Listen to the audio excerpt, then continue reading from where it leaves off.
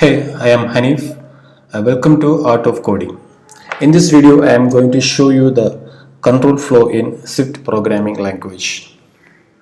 Swift provides a variety of control flow statements. For example, loop statements, the for, in, and while loop to perform a task multiple times. Then the condition statements, we have if and switch condition statements to execute different branches of code based on certain conditions. And we have some control transfer statements, for example continue, break, fall through, return, and throw. Okay, first we are going to check the loops.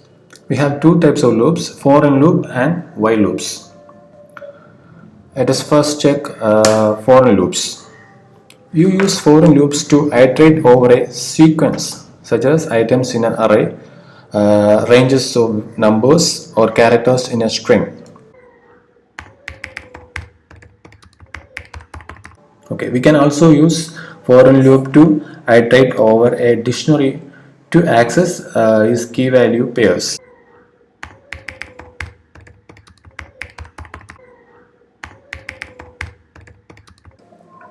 See this. In this way, we can loop through an dictionary with for and loop. Okay, let us check with how we can loop in numeric ranges. Okay, this is how we can loop in a range. And if you don't need each value of a sequence, you can ignore the values by using an underscore in place of the variable name.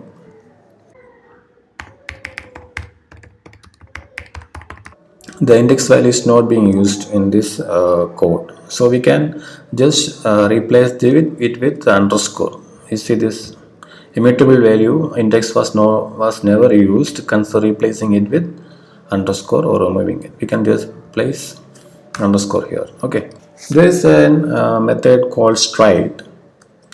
We can use the stride function to skip the unwanted. This start from 0, 5, 10 like that. See this 0, 5, 10, 15, the interval of 5. So using this stride function to skip the unwanted marks. Okay, that's one useful case by using for and loop. Okay, while loops. While loop performs a set of statements until a condition becomes false. Okay, there are two kinds of while loops. One is normal while and another one is repeat while. You can first check the while loop.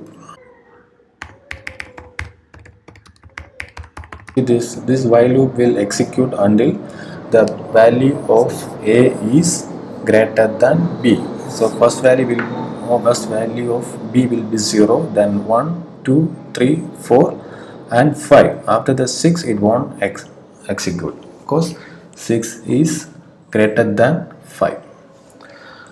So a while loop evaluates its condition at the start of each pass through the loop. Okay, like here it evaluates the condition before the loop starts. Then we have another version, repeat while. Okay, it also prints the same result. So the repeat while evaluates its condition at the end of each pass through the loop. Okay, first it will execute this, then check the condition in while loop. So I'm going to change the value of b to 5. Okay, so first it will increase the value, then only it check the condition. So we should get b as 6. See this, but using the normal while loop it won't print anything because it first check for the condition. Got it? It's a difference between while and repeat while. Next is the condition statements. The condition statements, it is often useful to execute different pieces of code based on certain condition. There are two ways to add conditional branches to your code. One is if statement and another one is switch statement. The if statement is used to evaluate simple conditions, and the switch statement is to evaluate more complex conditions. Considers a value and compares it against possible matches pattern. It then executes an appropriate block of code based on the first pattern that matches successfully. Let us first check the if statement. As all you know, it is very simple. So this is example of if condition. We can put the condition in if statement and in else if statement and in else statement. So next we are going to check the shift statement. Like I said, switch statements are used to evaluate more complex conditions. It will consider a value and compares it against possible matching patterns. It then executes an appropriate block of code based on the first pattern that matches successfully.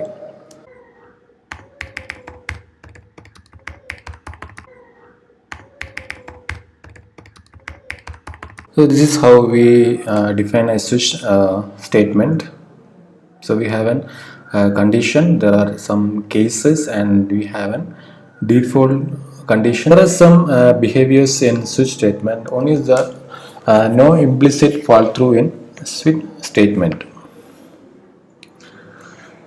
In contrast with switch statements in C and Objective-C, switch statements in Shift do not fall through the bottom of each case and into the next one by default. Instead, the ender switch statement finishes its execution as soon as the first matching switch case is completed without requiring an explicit break statement. You see that we didn't put any break here. Okay, so there is no implicit fall through in switch statement. The body of each case must contain at least one executable statement. So when I go into delete this, it will get an compiled term error. See, this cases should have at least one executable statement. So every case should have at least one executable statement. We can use the compound case, for example, to make a switch with a single case that matches both small letter a and capital letter A. Combine these two values into a compound case, separating the values with commas. For example, we can put A and caps A. So here we'll get the values first letters of the alphabet. We can also use capital letter A. With this compound case, we can add more than one cases in a case statement. Values in switch cases can be checked for their inclusion in an interval. So this is the interval matching in. See this, it is possible to add the range values in switch condition. We can also use tuples in switch. So you can use tuples to test multiple values in the same switch statement. Each element of the tuple can be tested against a different value or interval of values.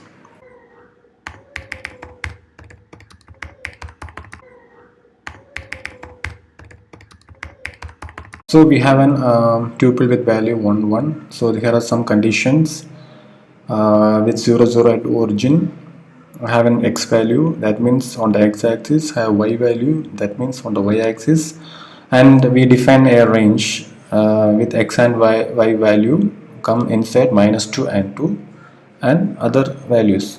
The default is outside of the box. So it will come inside the box. I'm going to change the value of x to 0, will come here on the y-axis. Okay, this is how we can use the tuples inside a switch statement. We can also use value bindings in switch. A switch case can name the value or values it matches to a temporary constant or variable for use in the body of the case.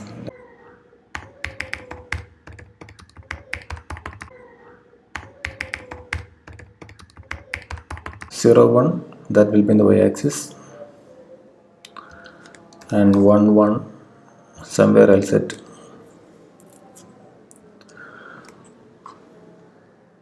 Okay, in this way we can bind the values into a constant or variables to use in the case. You see that the switch statement does not have a default case. The final case, this case let x y, declares a tuple of two placeholder constants that can match any value. Okay, next we are going to check the where in switch. A switch can use a where clause to check for additional conditions.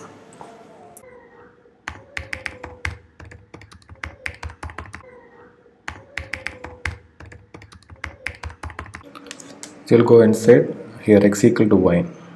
Go that if I got x minus 1, it will comes under this second case. So in this way we can use the where clause in switch statement. Next we are going to check what is an compound statements, compound cases in switch.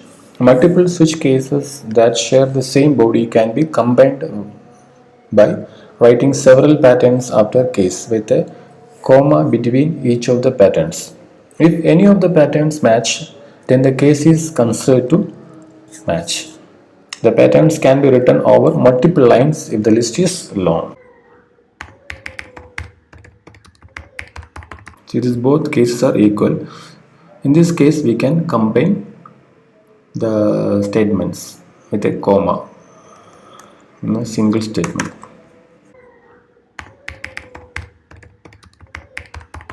Now we can use the compound case in switch. Compound cases can also be include value bindings. See this, in this way we can use the compound cases with value bindings. The compound case with the value bindings. Okay. Next we are going to check the control transfer statements. Control transfer statements change the order in which your code is executed by transferring control from one piece of the code to the another. Swift has 5 control transfer statements. They are continue, break, fall through, return and throw. In this video we will check the first 3 transfer statements: continue, break and fall through. Let's first check the continue. The continue statement tells a loop to stop what is doing and start again at the beginning of the next iteration through the loop. See this, if we have a continue inside the if statement, if the statement is true, then the continue statement tells the loop to stop what is doing and start again at the beginning of the next iteration through the loop. So in this case we'll first print 0 1 2 then 3. We have a continue here, so the flow will stop here and start again from next iteration. So 4 and 5, this is the use of continue. Next is the break. The break statement ends the execution of entire control flow statement immediately. For example, if we use break inside a for loop, I'm going to break here. It will break when the value of index is 3 and won't start anything. Got it? Continue will continue the execution from the start when the condition is met. So break will break altogether the execution when the condition is met. We can also use break statements in switch. Because it is not practical to list every possible character value in this example, a default case handles any character they are not matched. Okay, the default case does not need to perform any action, and so it is written with a single break statement as its body. As soon as the default case is matched, the break statement ends the execution statement and the code execution continue from any code here.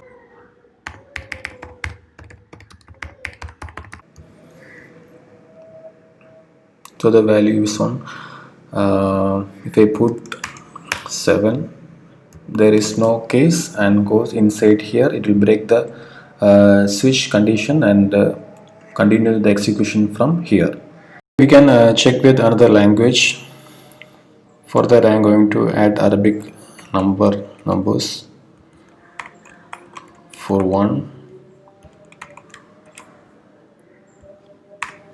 for 2,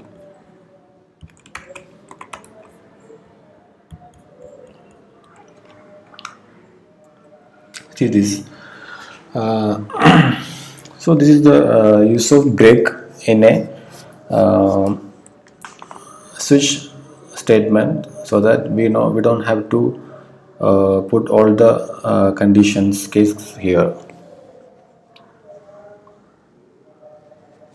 Okay, next we are going to check the fall through.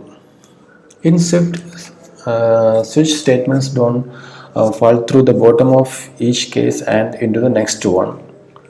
That is, the enter switch statement completes its execution as soon as the first matching case is completed. So if you need C style fall through behavior, you can opt into this behavior on a case by cases with the fall through keyword. The number is 1. So if I want to execute this default condition also, we can put a fall through here. So the last condition will get executed. See this, the description string appended with the end here. Okay, this is the use of fall through. Next we are going to check the labeled statements. In Swift, you can nest loops and condition statements inside another loops and condition statements to create complex control flow structures. However, loops and conditional statements can both use break statements to end their execution prematurely. Therefore, it is sometimes useful to be explicit about which loop or condition statements you want to break statement to terminate. The labeled statement, let us describe with an example. We can use the nest loops and conditional statements inside other loops and conditional statements to create complex control flow structures. This break statement go inside the switch statement, but actually I need to break the for in loop, so there is no way to specify we need to break the for in loop. For that we can use a name here that is called a statement label. For this foreign statement we can put some name, for example foreign loop colon.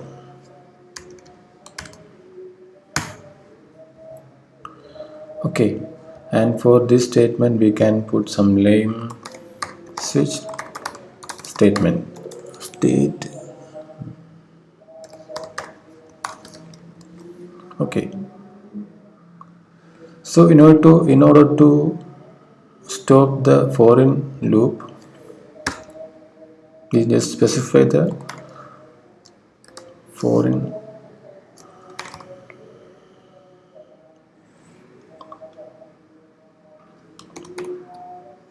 loop.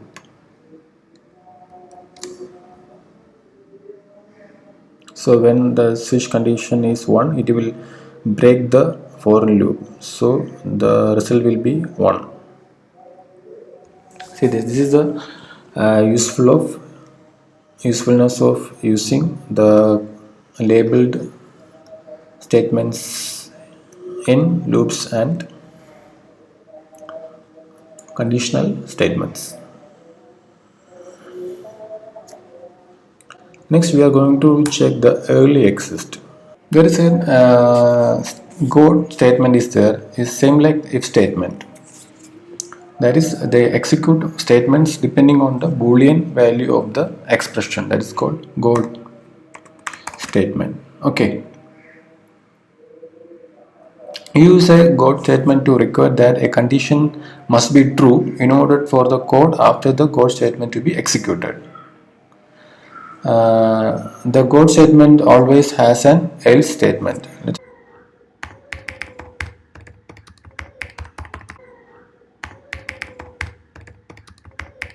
Okay, this is the one method of using if condition here. Let us check what is the use of God instead of if. I'm going to change the if condition to God statement. Then there is a difference. If we put God statement, we should include the else condition here. Else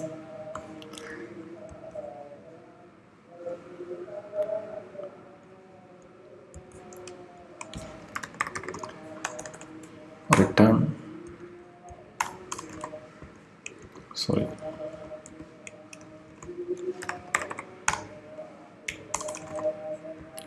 same like here, God Asian else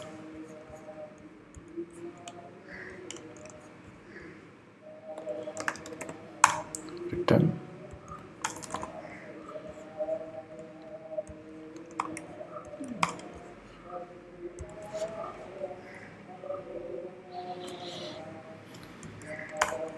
So any of the value is nil,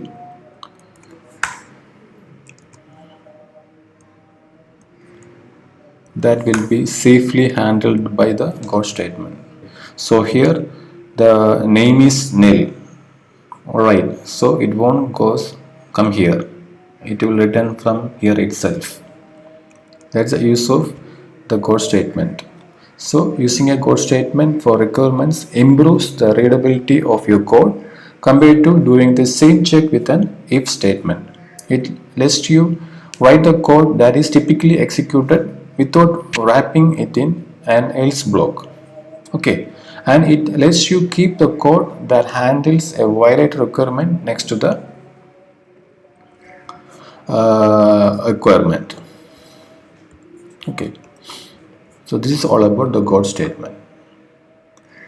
Next we need to check on thing is a checking API availability. We have SIT has built-in support for checking API availability, which ensures that you don't accidentally use APIs that are unavailable on a given development environment. We can check the API availability using hash available. I'm going to check the platform iOS 10. This way we can check the API is available or not. This is it for this video. Thank you, and we'll see you in the next video.